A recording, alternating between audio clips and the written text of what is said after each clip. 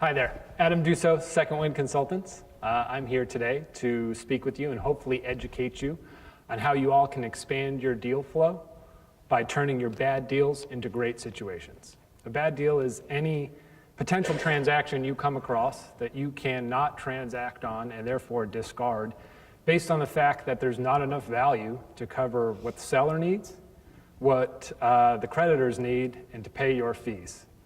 Further, that means that the asset base of the business does not outweigh the value of the debt. Article 9 is an article of the Uniform Commercial Code. And what it does is it protects the interest of first position secured creditors. It allows them to take their collateral base, which is the assets of the business, and transact on that asset base in a private sale in order to pay down their outstanding debts. What that does is eliminates the need for traditional foreclosure and auction and the uncertainty of liquidation.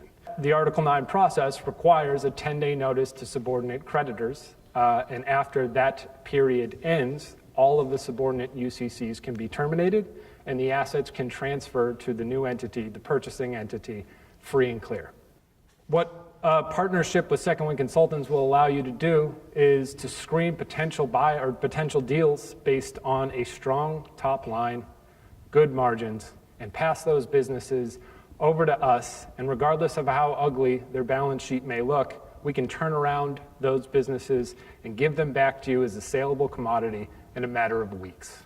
What we consider this is a win-win. And actually, I'm going to consider it a win-win-win-win-win. And I'll break that down for you in just a second. Five wins.